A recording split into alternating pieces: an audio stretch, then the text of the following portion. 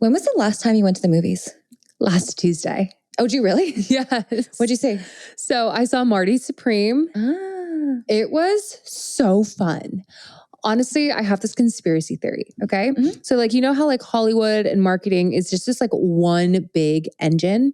So Marty Supreme, I don't want to give like too much away, but it takes place in the 50s. Yeah. So it's like super fun, super fun. You know how we've been talking and been obsessed with Mad Men lately? Mm-hmm. I feel like there was somebody who decided to put Mad Men back on HBO just when this Marty Supreme movie is coming out, because it kind of all aligns. Like watching so much Mad Men these past few weeks made me want to watch Marty Supreme more. Does that make sense? It does, because you're already in that kind of nostalgia 50s, 60s vibey. Yeah, with like the smoking of the cigarettes and like the suits. Like I loved the movie though. Really? My favorite. And this is what I think can get you to go see the movie Sauce. Okay.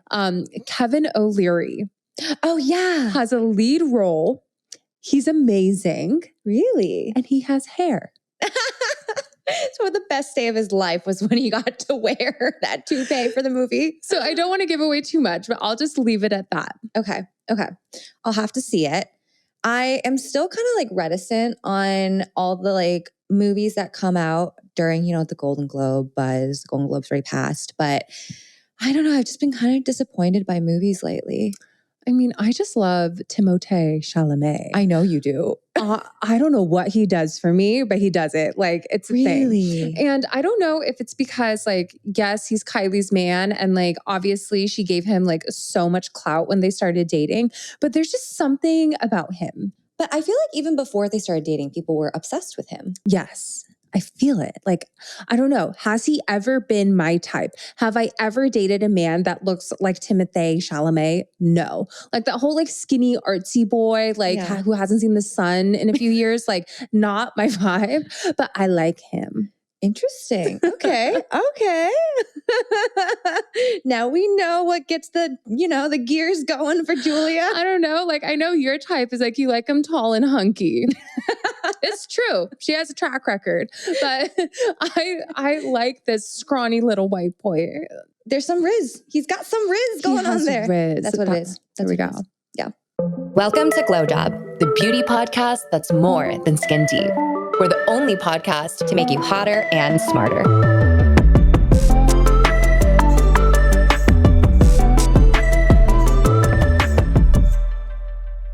Welcome back to another news roundup, and we have a packed agenda, but let's kick it off with the first story. So Equinox has just launched this crazy AI marketing campaign. Let's break it down. Equinox always does a New Year's campaign. So, just like every other gym out there, they're trying to get new members to sign up.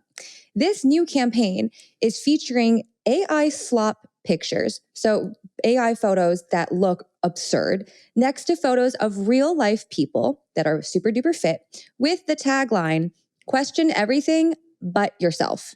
It's kind of genius. I mean, when we say AI slop, this is like peak AI slop. So it's like photos of the Pope in a long red puffer jacket, a woman in bikini with like 3 big boobies, like peak AI slop. And it's just kind of ironic to me because like, we're kind of in this generation where everyone is criticizing marketing teams using AI. But here, Equinox is doing something different in kind of a fun way. Yeah, they're intentionally in on the joke, right? They're using the slop and being like, haha, question everything but yourself. I mean, it totally is on trend for them because I posted a reel about this on Instagram, but last year, Equinox did this whole thing where they did not let anyone join on January 1st because they said they didn't want quote unquote resolution quitters, which is such a gimmick. Like they love this kind of like gimmicky headline, grab your attention kind of stunt. Feels on brand for me. 100%. Next up, the iconic Pat McGrath is on the auction block and they're putting their assets up for sale. So Pat McGrath, literally used to have a $1 billion valuation. And it is crazy how much the brand has fallen since then. So what's going on right now is an asset sale. So everything must go. Everything is being sold as is, and it's super public. So when something like this happens, if you want to get in on this, you are allowed to place a bid. It has to come in before January 26th. And then on January 27th, there's going to be a public auction where literally anyone can sign on, even on Zoom. You can sign onto Zoom and say, I want to buy Pat McGrath. It's kind of like a fire sale if you think about it. Yeah, I was going to say, or it's like a foreclosure sale. It's like, you know what? You can't afford anything anymore. So now you are being forced your hand to sell. Yeah. And all of their bidders, they're being instructed, like, you have to do your own due diligence. Yeah. We're not going to help you here. You spend time, get your pencils out, and you figure out how much you think is worth. And we're just going to take the highest bidder. So the last time that they were worth $1 billion was in 2018, which we've discussed is peak big beauty time. So ever since then, honestly, the brand has been on a pretty steep decline. I feel like every few years I kept seeing bad headlines. So for me, it's interesting because I feel like Pat McGrath herself, the iconic makeup artist, famous for so many viral looks, like she's been doing good.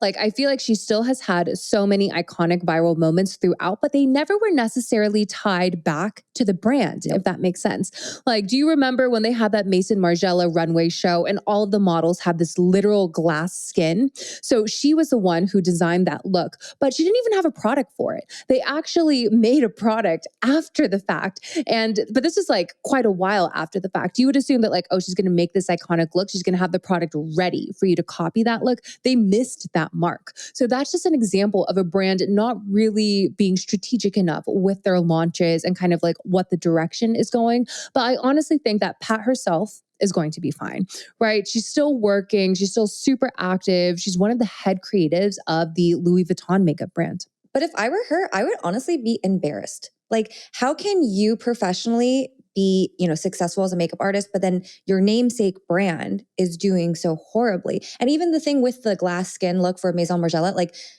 that is such a big, egregious miscommunication and missed opportunity. Like if it were my brand, I'd be flipping out. So I think in this situation, it's that she's just an artist. She is a true artist, innovator, creating these like iconic looks that will be in museums, right? Like I don't necessarily think that she has the business acumen or the business savvy.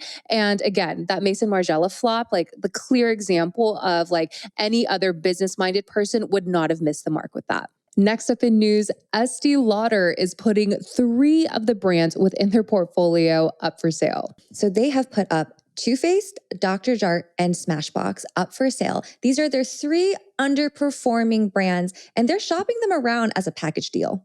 And it's actually crazy because like back in the day, especially like we were just talking about 2018, like the height of makeup, these brands were it back then, right? Yeah. But now, the tides have changed. These brands have not been competitive in the market space. And people are estimating that when they sell these brands, because you do have to buy all 3, you can't just buy one of them. They're only going to be estimating about a 9-figure deal here, low 9 figures at that.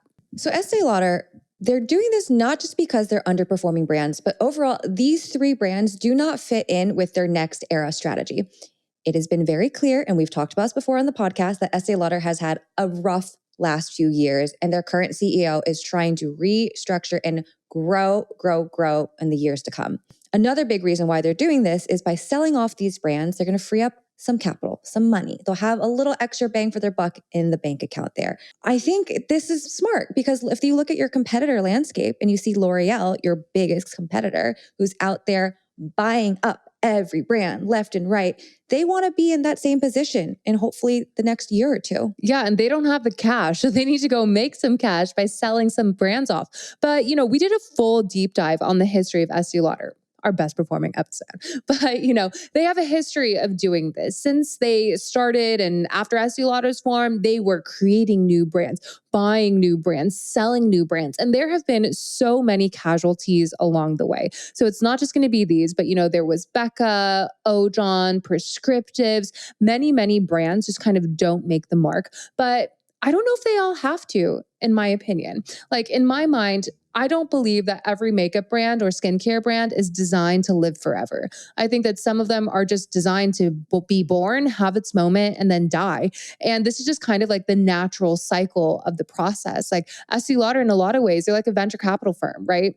They are investing in these brands. Sometimes they're acquiring these brands, hoping that they grow. And if they don't, they have to cut their losses eventually because they're bleeding the money. If those activities aren't translating into dollars, cut them loose. There is an argument to be made, though, that like, yes, I do agree they are using a sort of like VC approach to how they're looking at brands within their portfolio. But like we discussed in the Estée Lauder episode, there is the matter of the curse of Estée Lauder, which people like to say is when Estée Lauder comes in and buys you up, they have a magic touch that kills your brand. And like those brands that you mentioned before, Ojon, Becca, like there's literally, the list goes on and on. Glam Glow. Glam Glow, yeah. Like the graveyard of former Estée Lauder portfolio brands. I know. We got to sit down and like literally write all of them out. But like, you know, compared to like a L'Oreal or a Coty or these other big conglomerates that, you know, buy brands like this, like who has the highest death toll? We want to know. Next up in news, Olaplex's stock soars over the news that Henkel might acquire them.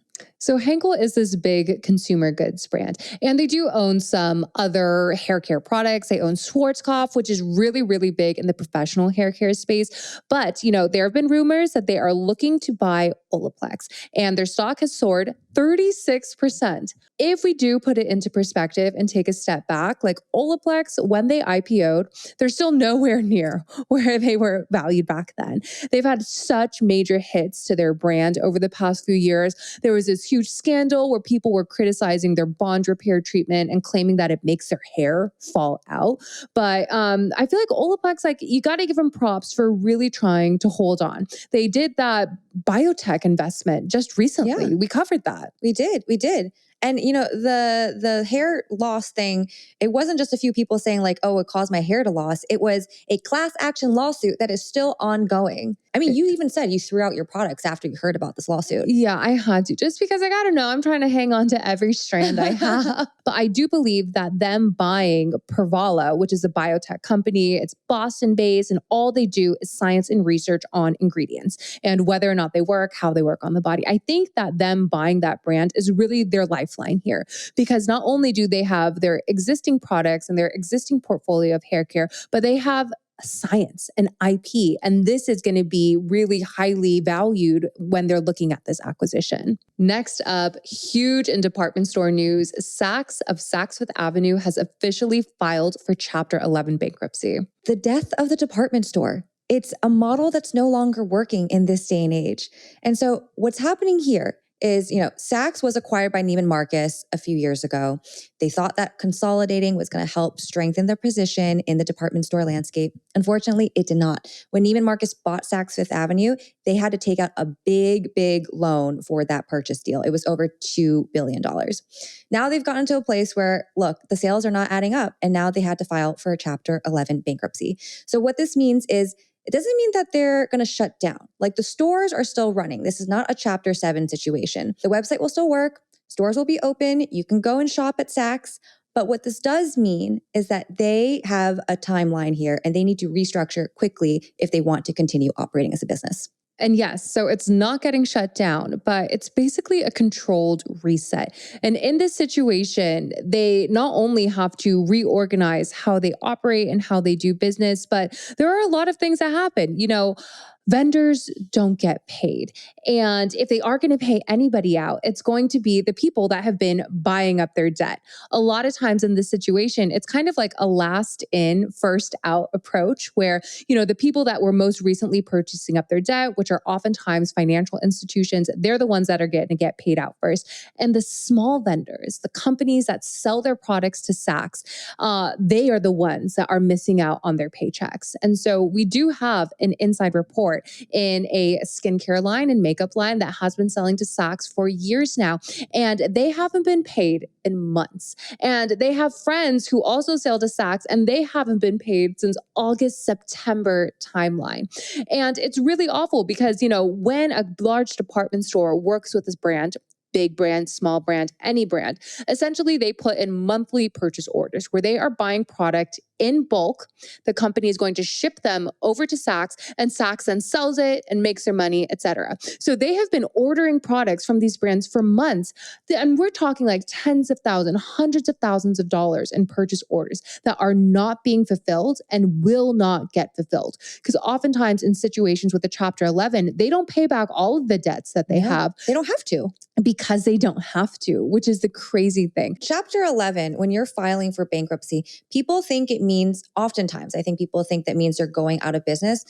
But no, in America, we have this wonderful option, which honestly, and I actually don't mean this facetiously, like it actually is really good. And it's why America is like an entrepreneurial country, is because we have this option basically where like, if, for lack of a better term, like when going down and you need to get out, you can. So you can file for Chapter 11, you can restructure your business. And oftentimes businesses will file for Chapter 11 and still come out and survive. So it's a good thing for business and for like the entrepreneur. But unfortunately, like Julia said, it's the little guys, it's the vendors, it's the small businesses that oftentimes get squeezed out, because the way that this capital stack works is like the most important people that get paid back. Everyone else, it's literally in an order of priority. Yeah, and it's sad, but like some vendors though, they will get paid back. And I'm talking about the big guys here. So like, let's say you're a larger conglomerate and you carry like a bunch of brands, like, I don't know, LVMH, for example, you're selling all your brands to Saks.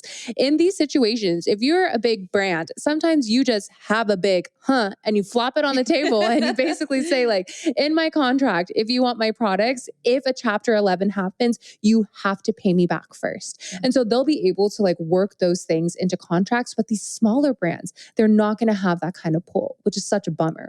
But, we've seen a lot of like big department store, retail stores kind of close in recent years. So obviously we all know what happened to Barney's. They went from a Chapter 11, did not make it out and had to close. But it also happened to Toys R Us, RIP, right? Chapter 11, Chapter 7, donezo. But there's other brands like Juicy Couture. I remember, I think they filed for a Chapter 11. I mean, they're still around. Those assets got bought up and licensed, and they came back as a different sort of beast. But, things like this happen. I mean, can we talk about Juicy Couture for a second? Yeah. Because like, I remember I literally texted you. Yeah. So I was in a Podunk Burlington coat factory the other day, which sells discount products. And I was shocked that it was just stacked with Juicy Couture. And when I first walked in there, I'm like, oh my God, jackpot, Julia. Like I'm finding a discount Juicy velour sweatsuits.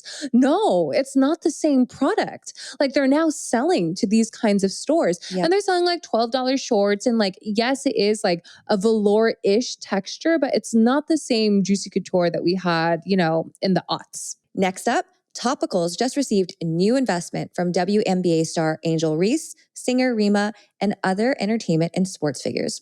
So I kind of like this move here. They're going a little bit of an alternative route when it comes to kind of creating who's investing in them.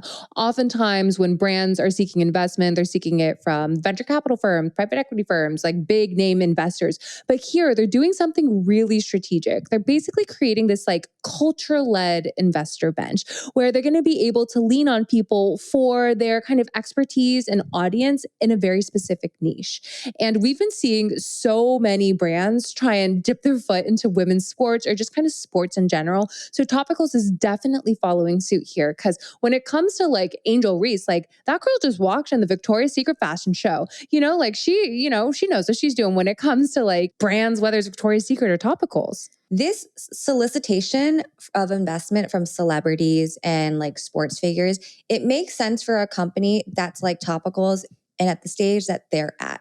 Right? Like if you are just starting off as a brand new startup in skincare, since we're talking about skincare, The reason why you're going to want to go to a venture capitalist is like they are a breadth and a wealth of knowledge. They have seen time and time again so many businesses just like that, and they know how to scale. They know what you need to do operationally. They have a board of trusted advisors, and they're likely going to put one of the board members onto your board. Like they work with you as a partner, and they really help hold your hand through a lot of the difficult things of operating a business.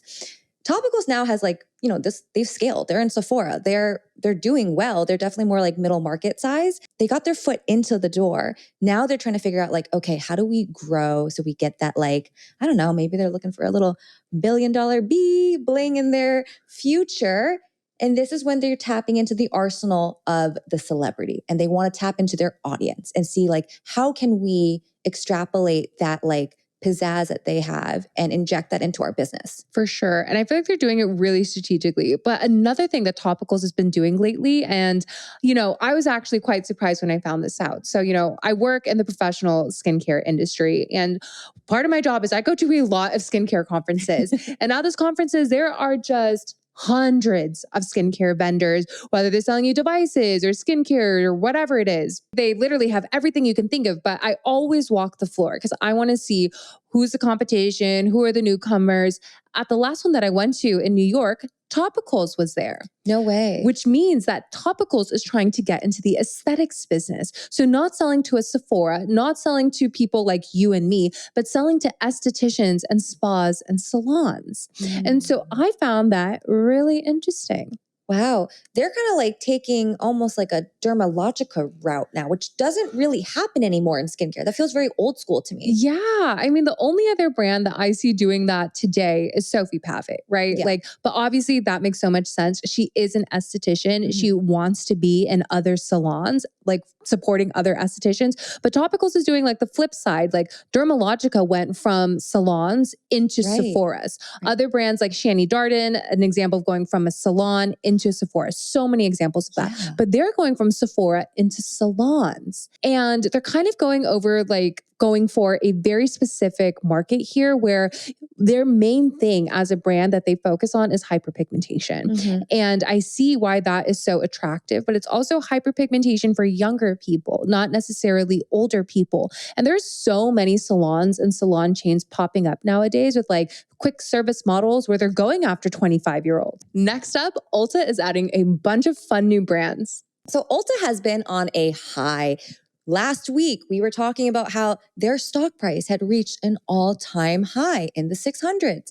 And, even amidst all this competition with Sephora, it seems like they are ramping up and scaling even more. So they have just added, this is so big, they added Rare Beauty, and it's coming to Ulta stores starting February 1st of 2026. So this is super crazy to me because like one of the things that Sephora is super famous for is having their Sephora exclusives where they have these brands and they've kind of, had a little bit of success on their own, but Sephora says, come join our family. But if you join our family, you have to cut off every single other person in your life. They're basically like a toxic boyfriend, right? You can only deal with Sephora. You can't deal with other people. You belong to me. But now, Rare, they have a lot of pull, right? Like they are doing so much. They are so successful. And they're saying like, no, I want to go spread my wings. I want to sell to more people. I'm still trying to get acquired. But no, they're basically signaling like we need more growth. We want to go to Ulta. And so Ulta is just welcoming them with open arms here. And not only are they adding Rare, they're also adding Made by Mitchell, which makes me think it feels kind of like Sephora is losing its chokehold on beauty brands. Because it used to be, if you were a brand, the number one goal you had was to get into Sephora. That was like God.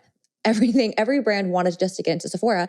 But now, if Rare is moving to Ulta, and like you said, they start off with an exclusive, I don't know. Maybe it seems like the tides are shifting. I think the tides are shifting because like one of the things that we've learned in building GlowJob is what it actually costs to be in a Sephora, to sell at an Ulta, right? Because like as a brand, you give them your product and they take a cut out of it. And what we've learned is that Sephora takes more than Ulta. So as a brand, I would want more money in my pocket if I were a founder. I would go with Ulta maybe. For sure. I don't know all the details, but just based off of that fact alone, that Ulta takes less of a cut, I think is super enticing, especially to a brand like Rare.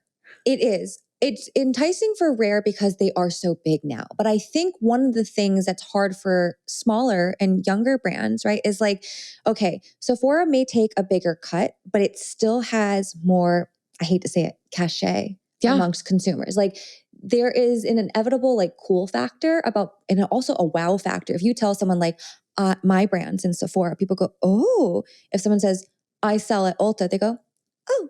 That's cute. Yeah. And I mean, it's because like Ulta does a lot of drugstore, right? And there are very few founders today that enter into the market going for mass, right? They're not trying to sell and make drugstore products. They want to sell something a little bit bougie or something a little bit luxe, selling that lifestyle, right? So I see why people might turn their noses to Ulta a little bit more, but the market indicating is very different from that. Oh yeah, no. Now it feels like the tides are shifting because also when I go into a Sephora now, like back in the day, the reason why you kind of went to Sephora was because there was a high amount of curation and you got to see like new brands and discover things. It felt like it was fun. You were always discovering new things. Now, in my opinion, I feel like even though I still love Sephora, don't get me wrong, it's Mecca to me, but I don't really go in there to discover products anymore. I go there to restock on things or just to give myself a pick-me-up, but I'm never really discovering. But that is what Ulta does, right? Exactly. Like that is what Ulta does. People go there to restock and, you know, they have everything. They have like shampoo, nail polish, every single thing you need. So like that used to be your restock location, but now that is what Sephora is becoming too, in a way. Exactly. And now Ulta also physically just carries more brands. So it actually has become the discovery place now. Twist. Tides are shifting, you guys. I'm telling you. Next up, as reported by the New York Times, they have indicated that one of the biggest trends in 2026 is going to be live betting on real life events. So in this article, New York Times is reporting that Kalshi is just going to be the most popular thing. And to me, honestly, when I think about this idea of live betting, it's very Black Mirror to me. Because what it entails is normal people like you or me, we can go online and just have a thought and say like, oh, this week I think so-and-so is going to get kicked off of Love Island. And I can place a bet. And I can bet as much or as little as I want. And based off of the outcome, I can get paid out on that event. It's very similar to like sports betting, but here people are able to kind of pick and choose what they actually want to bet on. So it can be things like reality TV. That is what New York Times was specifically mentioning. But there's been a lot of other really crazy events that have been happening around this. Oh my God, I know. And so Kalshi is one of those platforms that you can do live betting on. Polymarket is another big one. When the US military went in and captured Maduro, that was a huge headline that I'm sure everyone saw. If you haven't, then you're probably under a rock. But when this was going on, there was a bet going on Polymarket about the odds of when that capture was actually going to take place. There was one individual, and this person created their account in December. So it was a relatively new Polymarket account. And the only bet that this person made was on the Maduro bet. Then the last bet that was placed before Maduro actually got captured was by the same person. And this person put down like a sizable bet. And then a few hours later, the capture happened. So it was speculated that this person may have had insider information. Oh, by the way, they won $400,000 from this bet. So a lot of people are speculating that this person probably had insider information, like they worked for the government. And now they're trying to figure out whether or not this person really is part of the government. And if they are, they can be prosecuted because that is actually illegal. It is absolutely insane that that happened. But, you know, Polymarket is actually way bigger than Kalshi. They have so much data. It's crazy. They literally sell their data to Dow Jones. They literally sell to companies to make business decisions. So this isn't the first time that Polymarket has had like a crazy kind of scandal like this. So in the most recent Nobel Prize award, people were obviously betting on who was going to win the Nobel Peace Prize. And there were three main contenders. There was Donald Trump, Maria Machado and this guy called Yulia Navalnaya. And everybody thought that Yulia was going to win. He was the front runner. All of the press mentions, everybody was talking about it. But in the last 3 hours before the announcement, Maria Machado went from having a 3% chance of winning to a 72% likelihood of winning. And so all of this really indicated is that there was a leak. Yes. There was a leak that she actually won, and people, the first thing that they decided to do with that information was go to Polymarket so they could make money on it. Wild. So it's the same thing. It's like insider information. Yes. And this is the problem is right now, betting markets like this are not regulated. Both of these things back to back are signaling to our government that regulation needs to be put in ASAP. Otherwise, things can get abused. Like this can get really dark really quick. Yeah, and I don't like it. I mean, like, okay, granted, like betting on who wins Real Housewives. Is it a competition? I don't know. Okay. Betting on things that happen in Real Housewives is one thing. But betting on things like military activity No. and Nobel Peace Prize winners, like that seems like people should not be making money off of what happens in those situations. For sure. Not even just making money, but also like if you're going to make money off of stuff like that, it means there's an incentive for people to manipulate real life stuff. And can you imagine how scary and crazy that is? That would literally be a Black Mirror episode. Yeah, and I don't like it because like in my mind, like not to get like too woo-woo, but I believe that we shouldn't try and like actively put out bad energy into the universe. But with apps like, you know, Polymarket and Kalshi, like oftentimes you're betting on like negative outcomes, like things that you don't want to happen. But if I can make $1,000 if this happens, like, you know, I just don't think that we should be putting our intentions there as a society. I don't think so either. It's like, what are people going to bet on next? Like the odds of, you know, like a car accident happening or like, you know, just like really, really dark stuff. I don't like it. Oh yeah, I'm sure there's going to be a bet on like how many deaths are related to smoking this year, right? Like there's going to be bets like this over under, right? And so, you know, it's just like, it's crazy. But the ways that people find to make money never shock me. Like, you know, we're here. Yeah. Hey, I'm all about being an entrepreneur, but this is not jive with me. Yeah, there's like some businesses can't get behind. Betting in real life, feet pics. I'm okay with feet pics. I'm like, you know, if they're your feet and you're okay with it, you do you, girl. Or man, boy, you do you. Any of you guys. So on the topic of reality TV, I feel like this next story should literally be reality TV. It is happening in front of us right now. But there was this crazy article and like drama around this celebrity mom group with Ashley Tisdale French and Hilary Duff's husband. Not only is this a mom group, it was branded by Ashley Tisdale French as a toxic mom group. So in this article, Ashley is talking about, you know, her life and then her friend group that she has of these moms. And she's talking about how these moms were not inviting her to things and intentionally leaving her out. And she goes on to talk about how she quote unquote like breaks up from the friend group.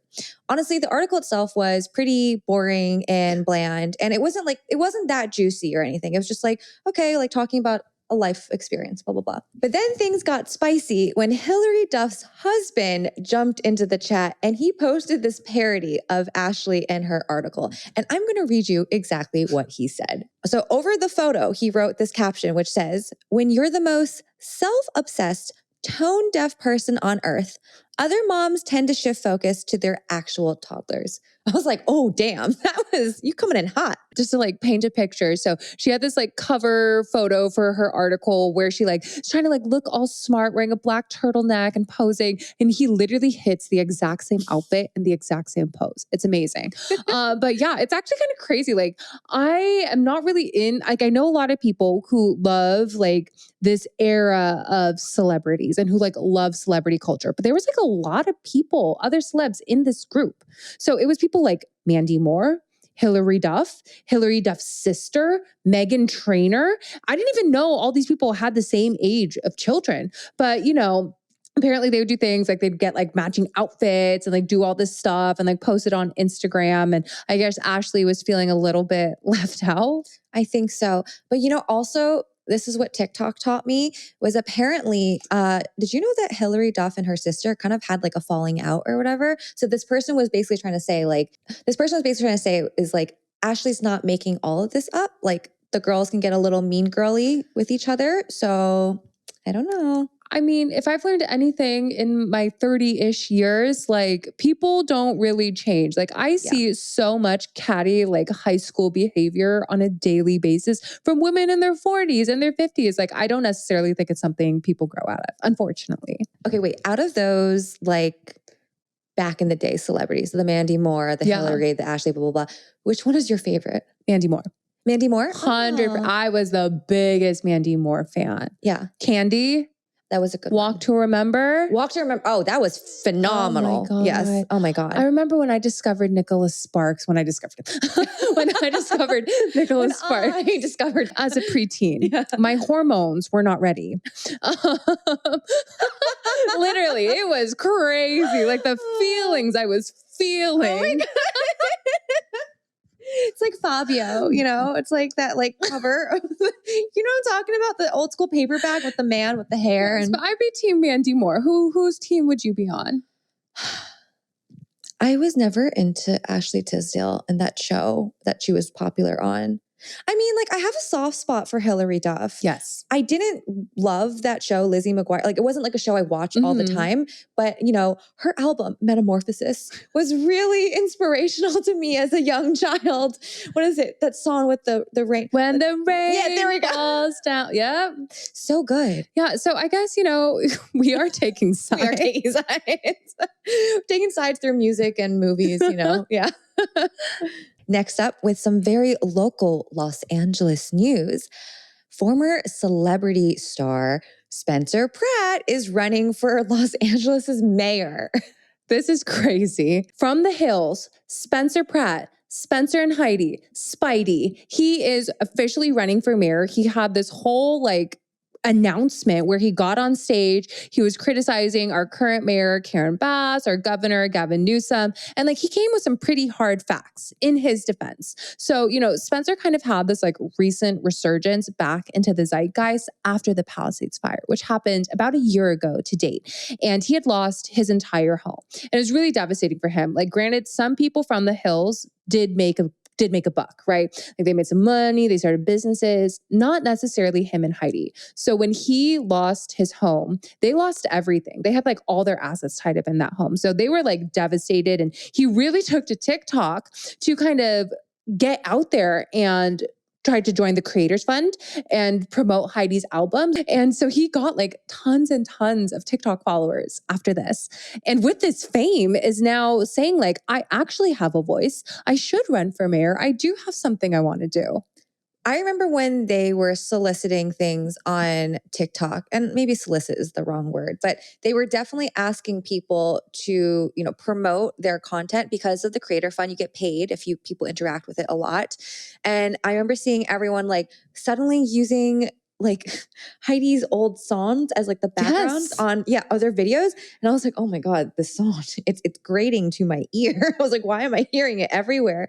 But he really did pop off after the fires. Yeah, no, honestly though, Sauce, he was straight up soliciting. He kind of was, right? I watched some of his videos and he was like, hey guys, please watch this for 60 seconds so I can get paid. And then for the rest of the time, he would talk about what he ate for breakfast or give people a house tour at the house he was staying in after, unfortunately, his home burned down. But, you know, I don't know. There have been many a celebrity who have run for political office after their 15 seconds or years in the spotlight. So we'll see. I feel if you were to become mayor anywhere, there's enough people who love crystals as much as he does in Los Angeles to vote for him.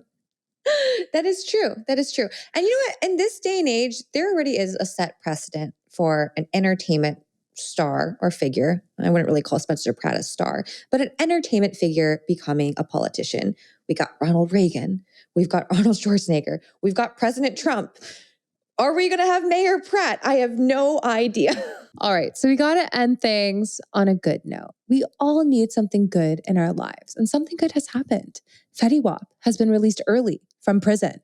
Fetty! I love You know, when we heard this story, I was texting Julia and I was like, I feel like there was something in the air because for the past few weeks, I kept listening to 679. I've been listening to Fetty Wap for like the last month. I don't know why. I just was in the mood and it makes sense now. You know, I can't lie. His music is still in my gym playlist rotation. So like, I know he was like very peak 2016, whatever. He never left for me.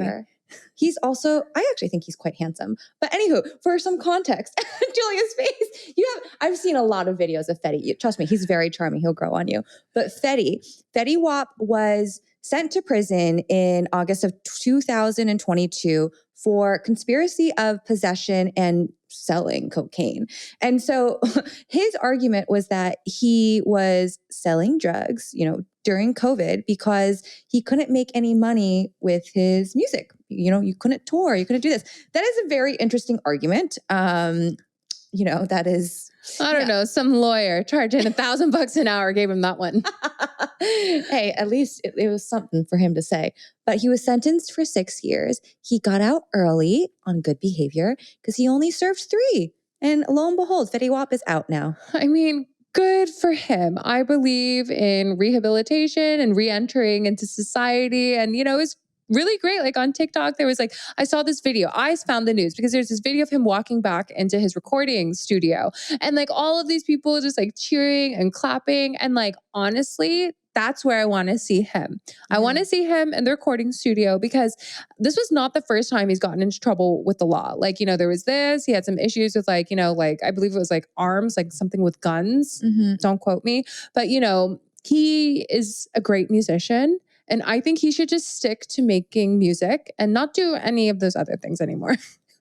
Yeah, I just sing about trap queen. Don't be a trap queen. But that's the problem, you know? It's like those extracurricular activities are kind of the inspo for his music. I mean, I don't know. Like, I feel like there are plenty of rappers out there who rap about like the hard life, who went to private school and Drake, Kanye, you know what I mean? Yeah. Like, I just feel like you can just get creative. You don't have to do it. You don't. Oh, did you know how he lost his eye? Tell me. He was born with glaucoma. And then 6 months into him, you know, being out in the world, that's how he lost his eyes because he lost it to glaucoma. And he used to wear a prosthetic. And then he was like, I just like don't want to wear a prosthetic anymore because this is who I am. Like, yeah. So he lost his eye from glaucoma. Wow. You know, I don't know why. Like, maybe I'm the problem here, but I always thought it was something related to the extracurriculars. Like, I thought it was like something violence related because that's, I feel like how a lot of people lose their eyes. But I guess a lot of people do lose their eyes to glaucoma. Yeah. It's a thing. Coin flip. Yeah, exactly. But you know what, you guys, I'm happy he's out and I hope that he makes some new music. And, you know, Gen Alpha says 6'7" is like their number, but ours was 6'7", 9". I mean, I feel like if he came back with some music, like the younger generations will not be ready. Like, I don't think they truly understand the frat bangers. Like they haven't like experienced that. Like I was reading in the New York Times that like dancing at clubs is dead now. And that like when you go to clubs, like it used to be like the hot girls standing on the sofas, like dancing. And now it's like dudes filming people from the sofa and not the girls on the sofa. So like things have like flipped and people like don't dance anymore. But like, I feel like he could be the answer to our problems. I hope so, because I do miss dancing at clubs and at bars.